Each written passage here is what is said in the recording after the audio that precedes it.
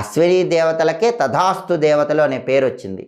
ఈ తథాస్తు దేవతలు భూలోకంలో రోజు కూడా సూర్యాస్తమయానికి ముందు వచ్చే 24 నిమిషాల కాలం అంటే ప్రదోష కాలంలో తిరుగుతూ ఉంటారు. అందుకే ఆ సమయంలో ఎవరైనా మనస్సులో కోరిక కోరుకుంటే వాళ్ళు తథాస్తు అని చెప్పి వెళ్ళిపోతారు. ఖచ్చితంగా ఆ కోరికలు వెంటనే నెరవేరుతాయి.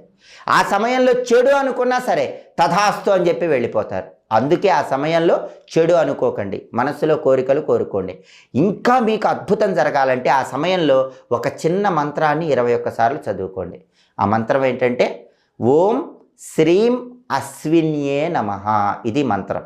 మంత్రం ఇంకొకసారి జాగ్రత్తగా గమనించండి. ఓం శ్రీం అశ్విన్యే నమః. ఈ మంత్రాన్ని 21 సార్లు రోజు సంధ్యాకాలంలో చదువుకోండి.